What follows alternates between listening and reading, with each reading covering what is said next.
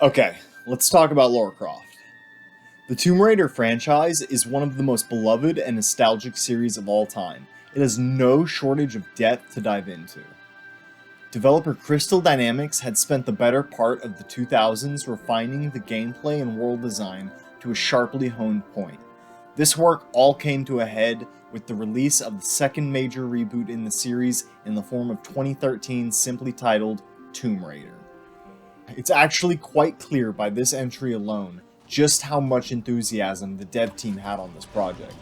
Major reworks, as well as a graphical overhaul from its predecessors, helped to distinguish this iteration of Lara from the past. But still, the remnants of the old games can be heard in the echoes left in core design philosophy.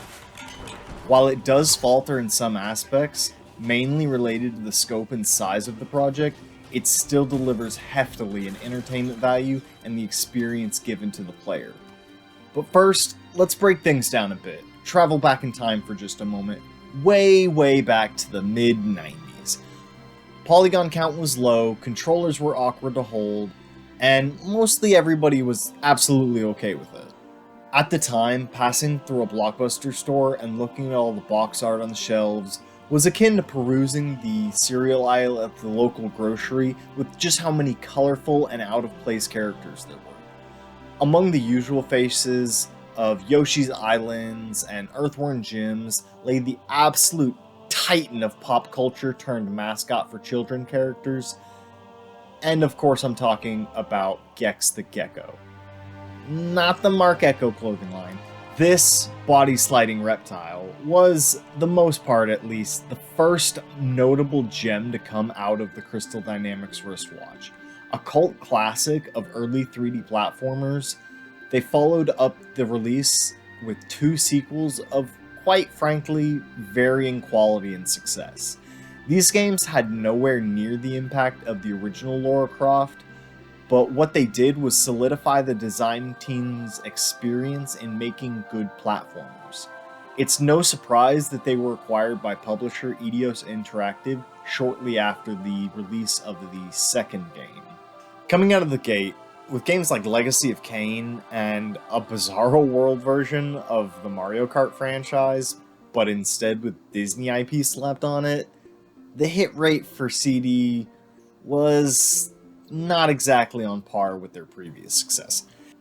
However, for this newly purchased company, all of this was set to change when the team was given the monumental task of rebooting one of game's first real bombshells. This, of course, came in the form of Tomb Raider Legend. Released in 2006, the new generation of console and hardware had given the team at CD a huge opportunity to translate what made the earlier games so successful.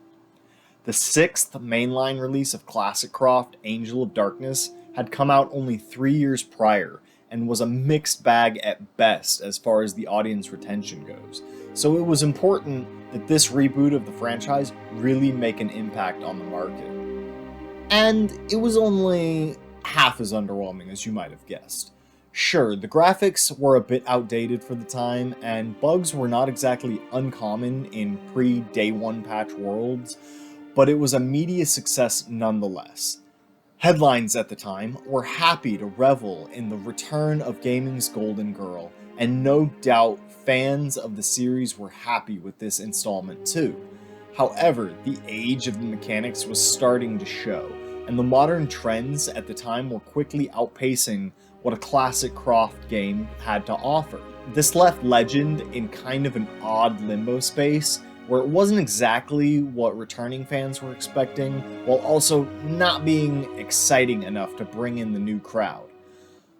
All the while, platforming as a genre was becoming less and less of the powerhouse it once stood as.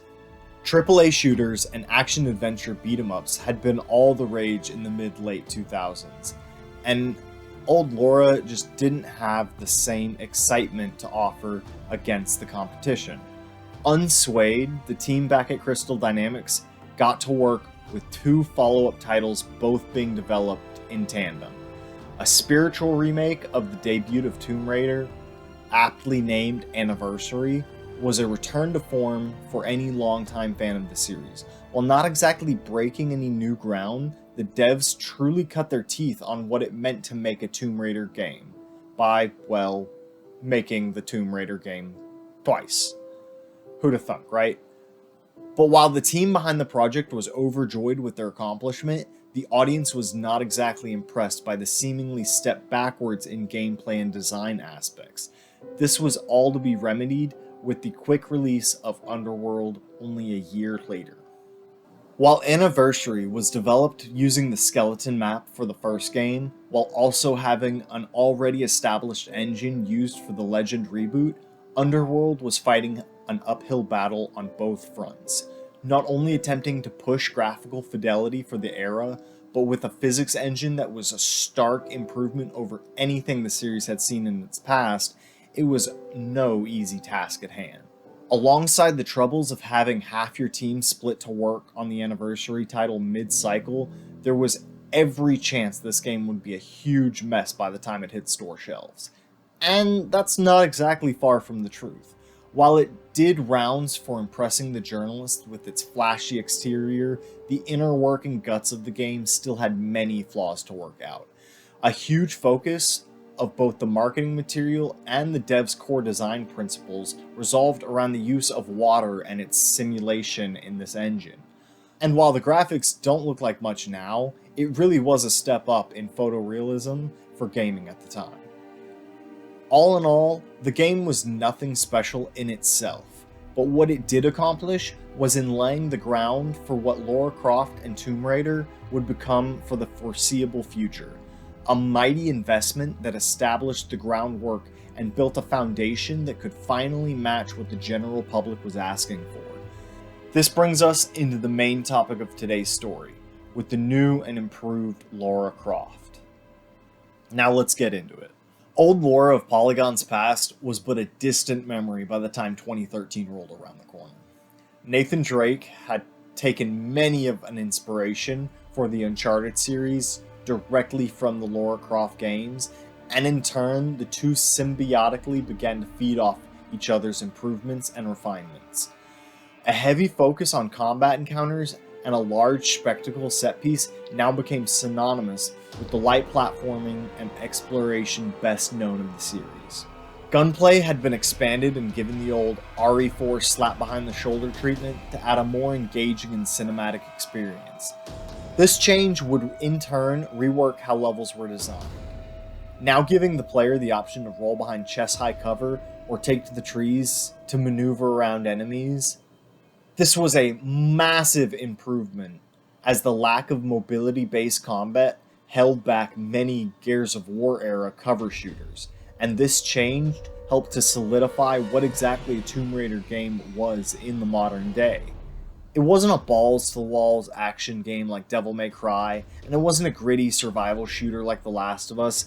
Lara instead was content to combine many of the common video game tropes to enhance a core experience that hadn't really changed since the first reboot back in 2006.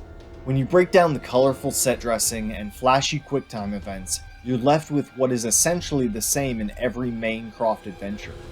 A mostly linear set of platforming puzzles spaced out between combat vignettes to give dynamic pacing to the story beats. You solve a jump puzzle or move a few blocks around the environment and then shoot a couple baddies. This is, at its basic essence, what makes up the Tomb Raider franchise. And that's not a bad thing. If it worked in 1996, then it was good enough to work now. And it was most predominantly on display with the second reboot that was a mastery of this specific gameplay loop. From start to finish, the game plays out like an amusement park ride, building up tension as you climb to the top of rails, only to be sent flying down in a rush of adrenaline as you plummet through the game's treacherous landscape. Armed with nothing but a makeshift bow to defend herself, Lara is far from the seasoned adventurer we have come to recognize, and this serves as a great jumping off point for the whole franchise. Together, we get to see Lara go from an enthusiastic young explorer to the hardened and bloodstained Tomb Raider her renown entails. This journey, and in turn, metamorphosis, is the key driving factor to the game's central plot.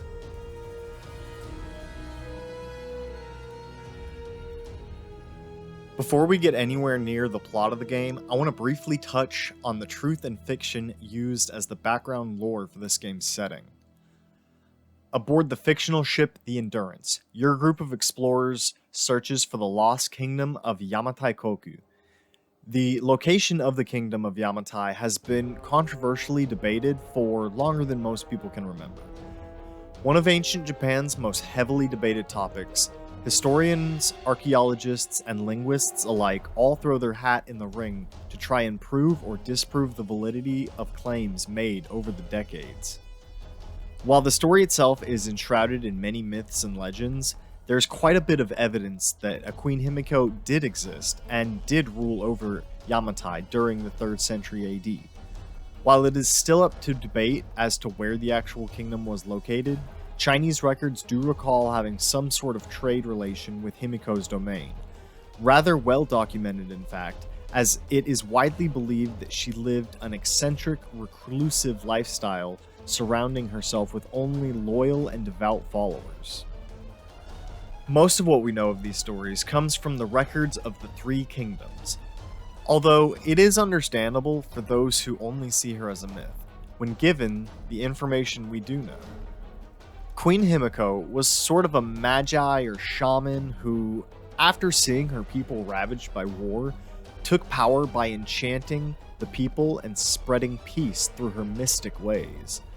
This is most likely a sign of adept interpersonal skills and the cunning necessary to understand how to work in others' best interest. If true, she was most likely extraordinarily intelligent and able to wield that knowledge to better rule her kingdom. Of the many Yayoi tribes that were in contact with the Chinese people, many pledged their loyalty to the kingdom of Yamatai and to Queen Himiko. Her name, meaning Child of the Sun, was likely the first ever recorded in Japanese history, but this is more of a title than a name, really. There are several heavy religious connotations that point to this title being linked to the god of the sun, Amaterasu. The Yayoi people did not use a writing system.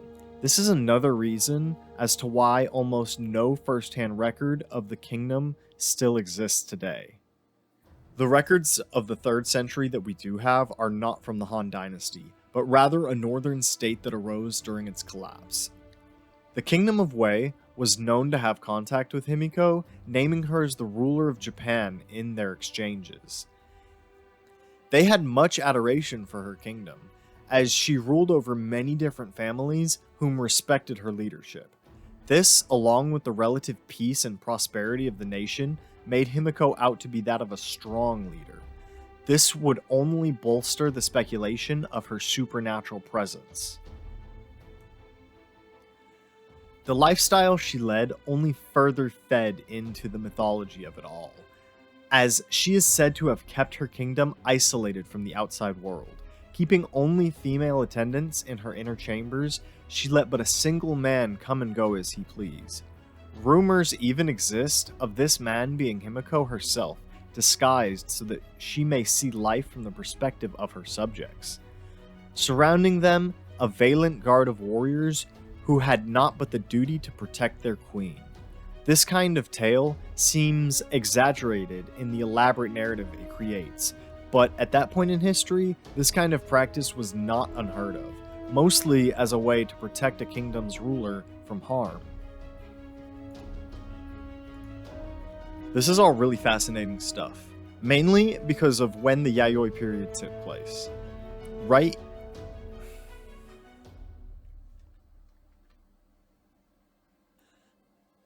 At the end of Himiko's life, she was said to be placed in a massive burial mound as the people mourned for their great leader. This is significant in multiple ways, as the Yayoi Jidai would come to a close not long after Kimiko's successor was killed. This would mark the beginning of the Kofun period, a word that directly translates to, you guessed it, burial mound. This is a good indication that Himiko was revered by her people, as the next 250 years would share this practice of ritual burial. One theory for these mounds taking shape in the time and place that they do is either from inspiration or direct influence from the Roman Egyptian Empire. Even further down the rabbit hole, there's talk of ancient Egyptians from the time the pyramids were built that eventually made it to the islands near and about Japan. But that's a can of worms for another day. The Kofun period would blend its way into the beginning of the Asuka era, and it's here that letters and writing are officially adopted by the Japanese. So anything prior to about 1500 years ago, we have no first-hand knowledge as to the historical record of these accounts.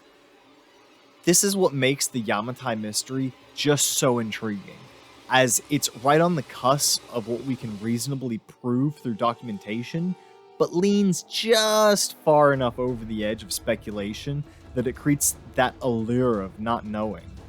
Whoever it was that chose this as the central theme for the game really hit it out of the ballpark. Good on you.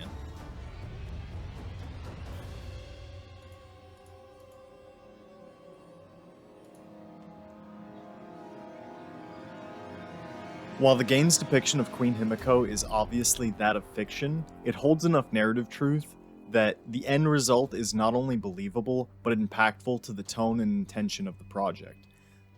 Leaning into the dark wizard trope, it sets her up to be an indiscriminate antagonist that has independent goals unrelated to Laura's situation. This in turn does well to humanize Laura, as the character you play isn't the center focus point of the universe sent on high from heaven to save the Holy Land from the invaders. Well, not in this game anyway, let's not get into that. You're just part of what is going on. Speaking of characters, now would be a good time to get into the cast that makes up the crew of the Endurance. Laura's mentor, Roth, is the captain of this expedition, and a true man's Indiana Jones type. His impact to the story, while brief, is meaningful and echoes even into further installments as Laura becomes more and more courageous like him. Ultimately, though, it's his courage and rash decision-making that end up stranding them on Yamatai. And while it was following the hunch of Laura that had led them to the Lost Kingdom, Roth is the one who is charged with bringing them there. Narratively, this is great, as it sets him up as not only as a strong leader, but directly responsible for the events of the game. Sam, Laura's best friend and benefactor for this journey, is from a wealthy family who claims heritage from Himiko herself. She is oddly enough our damsel in distress role, and becomes the focal point of what ties the survivors to the island itself. Her arrival at Yamatai is seemingly coerced, and it is no accident that during the time that they were in the area, a terrible storm was at hand. In a way that the One Ring embodies a will to influence the minds of others, there are similar nods that a member of Himiko's bloodline was always destined to be called back to this place. Otherwise, Sam fills a pretty generic role and doesn't do much to influence the characters themselves. She is the first character Laura reunites with after being kidnapped by the Islanders, and doubles as the cameraman for the scenes shot on the ship, before the crash. You find her already being persuaded by Matthias, who will function as the game's direct antagonist, and this scene does a lot to allude to his eerie presence. Introduced later, Dr. Whitman is a secondary antagonist, but almost reluctantly so, as pretty much all of his actions are shown to be a man who is, at his worst, unconcerned with the outcome of others, so long as he comes out on top. He puts his career and public image in front of everything, but as head archaeologist, he's only there to get the scoop. And get it he does, ladies and gentlemen. Okay, moving on. After this meeting, you're introduced to the gang in full. You've got the ever-dependable Jonah, who, other than being that friend who is devoted to having your back to an almost comical disregard to their own health and safety, is basically just there to give Laura a rock to lean on. The game has him listed as the Galley Master, which seems to be an outdated term, but I think essentially it's the guy who drives the little boat to and from land between the ship when there's nowhere to dock at. Which kind of sounds like they just made up a task to give him so he has something to do. But his Pacific Islander background does serve as a local who is familiar with the fauna, and that's acceptable enough on its own. Then there's Reyes, who, for the most part, comes off as an unsufferable grouch, at least until you read the notes left behind that actually explain her character motivation. There are a few tiny moments that hint to why she acts as a roadblock that sits contrary to Lara's perspective, but if you're anything like me, you missed all of that your first playthrough. Being the ship's engineer, ultimately, she ends up being the survivor's best hope at leaving the island. Whitman is there too, along with Grimm and Alex, the ship's helmsman and technician respectively. Neither of these two serve much outside of being their own MacGuffin fetch quests that help flesh out the cast and give good range and personality to it all. But outside of a few gameplay vignettes, there isn't much to say about them, and we'll be diving more into the Doctor later. Oh, and then there's this guy.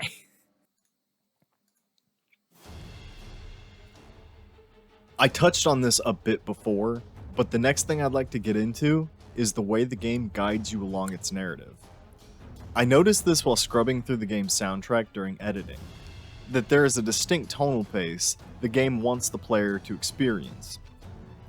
The low and droning score that dots the first third is looming and draws a parallel to the atmosphere of survival that the shipwreck crew struggled to adapt to.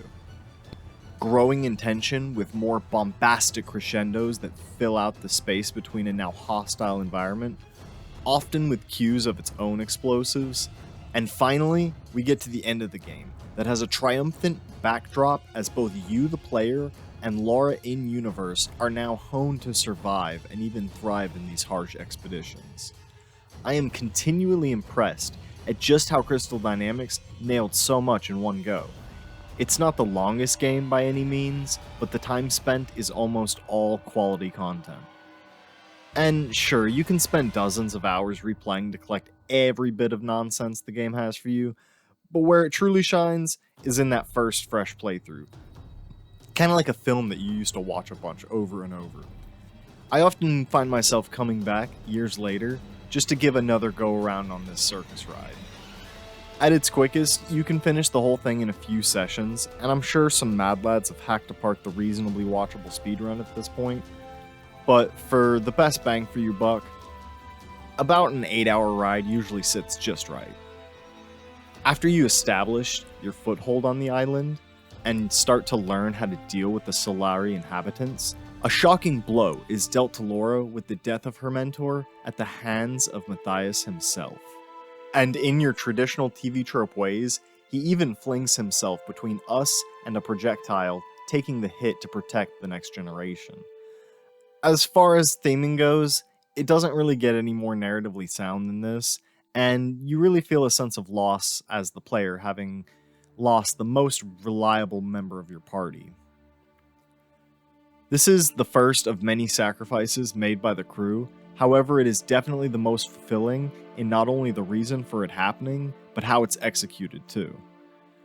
By the time everyone is arguing at the shipyard, they are fatigued, worn out, and clearly desperate to leave the godforsaken rock, which makes it a great moment for conflict to arise between Laura and the gang, as she is convinced by the clues left by the natives it would be certain death to leave. Not to mention, she wouldn't be able to just abandon her friend like that. At this point in the story, Laura is convinced that some kind of supernatural elements are at play, and the more you dig into the notes left by the dev team, you really get to flesh out a timeline for the island in your mind. The Solari were the result of Matthias heading a bloodthirsty cult of all those that wash upon the shores of the island. And before them, the Japanese military had used the coasts during the war effort in the 1900s. Now, it does break continuity that some of the messages are supposed to be from the people who were close to Himiko during her reign. However, this obviously can't be, as there would have been no one to write down interpersonal messages at the time. And if any writing did exist, it was most likely just simple characters depicting individual concepts and things like market goods. And that would have been way before they were journaling, their thoughts like a diary. Anyways, although in the game's defense, it's not like we don't have an oral history passed down through tradition that can predate records kept. So it's not entirely possible that we have these stories still, but it's just, an unfortunate loss in translation for the medium. It's just kind of how having a game narratively you would want to structure these things. On top of the paranormal superstition, Laura has become more and more suspicious of Dr. Whitman through his constant disregard for others, along with an all too convenient escape from a threat that is never actually seen. This puts a schism in the group, and frustrated, Laura leaves to go find Alex, who had gone back to their wrecked ship to retrieve a set of tools. This plot device has caused some controversy in the past over whether or not it makes sense for Alex to be risking his life for such a mundane purpose, and it isn't helped by the fact that the devs chose a wrench and screwdriver to be the items actually seen in-game that he would have been looking for. But to say this is to omit one of Reyes' voice lines, stating that she needed a breaker bar and her toolkit. Now, I'm no professional mechanic, but I have plenty of experience working on engines with bare bones for tools, and I can tell from first-hand experience that if a nut is stuck on too tight, a breaker bar is going to be the only thing, short of powered impact wrenches, that's going to get it off. And assuming there are security screws or manufacturer-specific tools required, sometimes an overnight job can turn into a week or two just from not having the proper equipment. Now, having said all that, I can acknowledge this was probably a band-aid fix from the devs when playtests were pointing out how silly it would be to risk your life for a simple tool, given they are surrounded by World War-era military equipment. And while there is only so much development time to go back and fix things, I can respect the team made at least some effort to plausibly explain this one away. Going out in a blaze of glory, Alex, who was injured retrieving the tools, ignites what is left of the Endurance and gives Laura just enough time to escape. Upon returning to camp, old wounds reopen as Reyes and Laura argue about the path forward.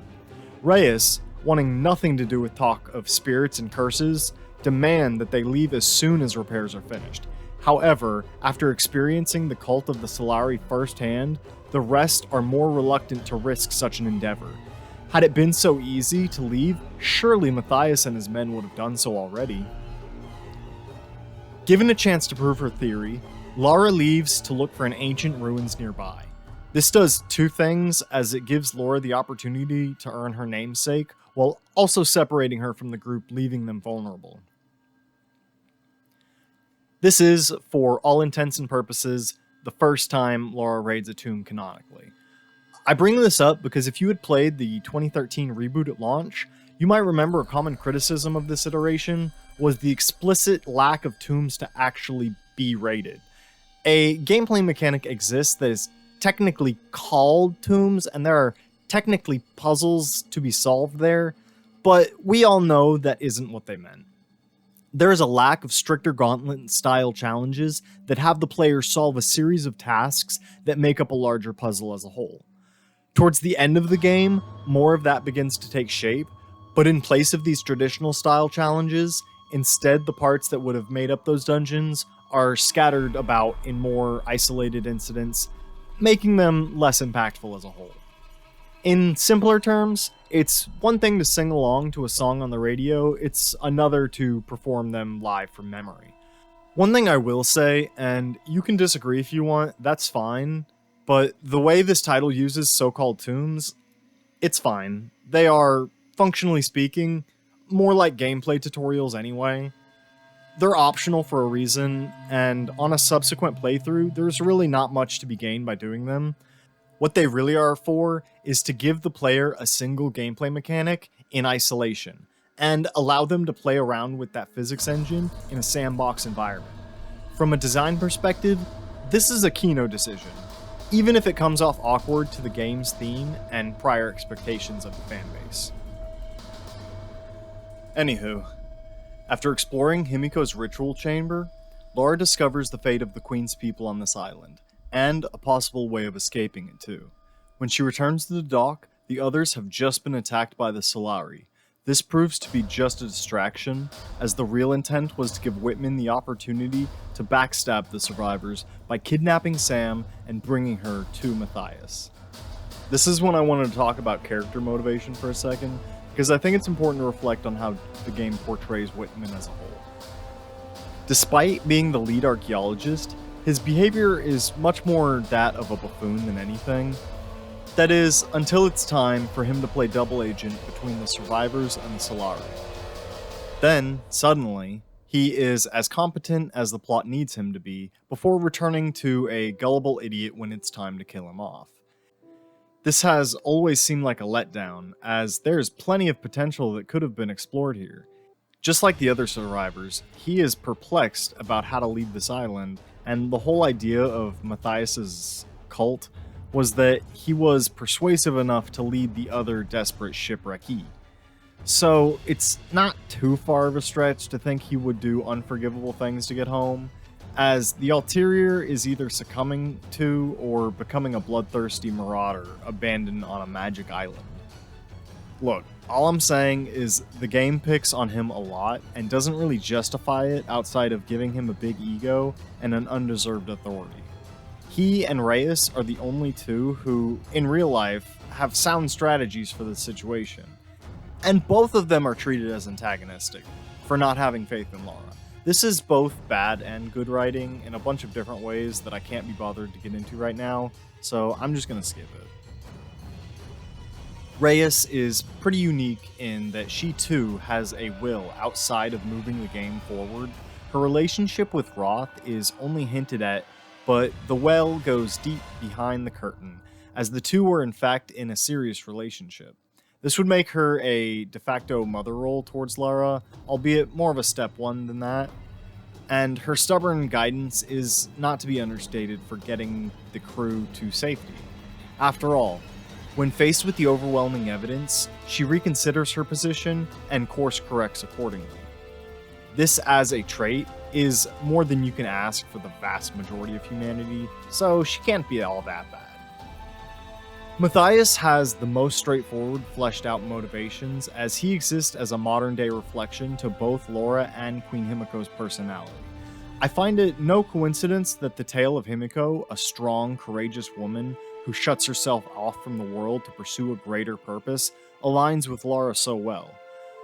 Her loyal subjects and royal guards are not dissimilar to the friends and colleagues Lara surrounds herself with, and her ability to conduct diplomatic solutions is a shared key to success. This is more apparent after you've completed the 3 mainline titles, but I think a good part of the Reboot Lara's design was inspired by tales such as Himiko's.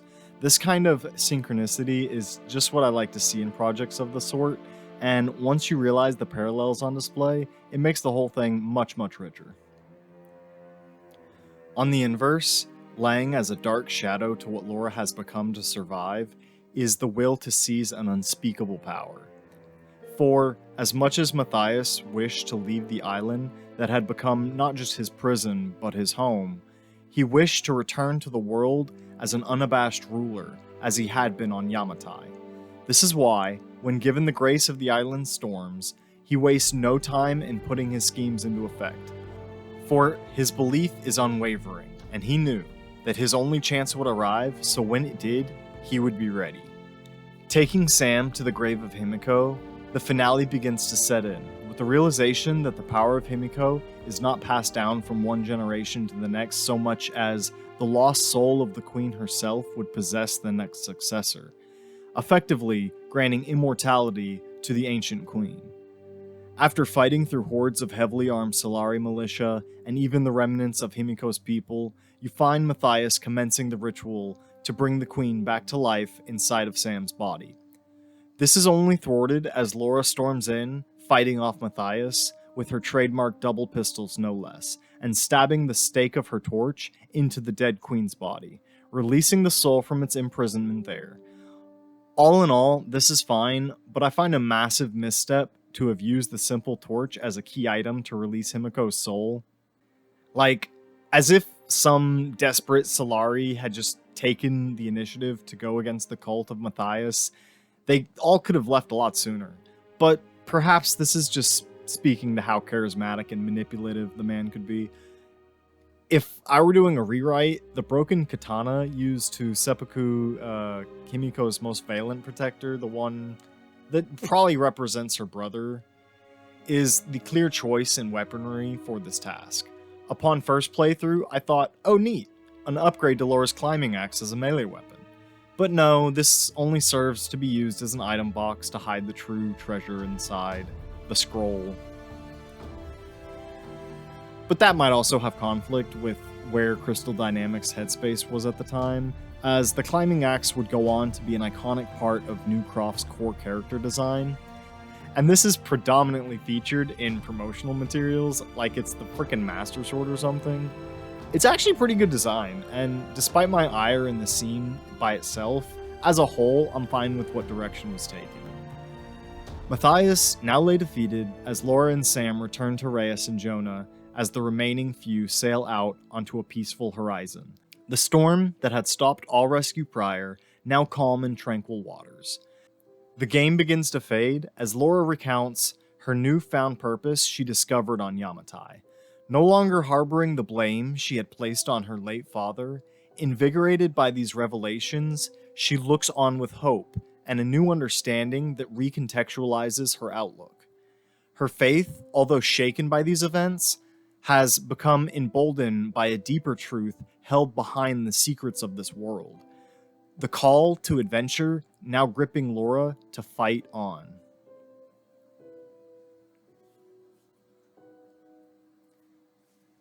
And yeah, that's the end of the video. I hope you all liked it. I hope you got some new perspectives on the title as a whole. The franchise has always really impressed me, and I hate to see how so few remember it as fondly as I do.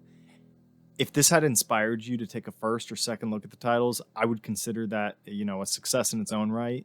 That being said, if you want to hear more about the real-life mixture of truth and fiction embedded into the entertainment industry, don't feel shy to drop a like and share. And if you have any questions or comments about this or future video topics, be sure to ask down below. I'm personally fascinated with the alternatives and grounded perspectives on ancient history and the chain of custody that gives us our modern outlook on how that history was written. Anyway, I'll see you around, and later we can dive down those rabbit holes together. Until next time, roll credits and slate!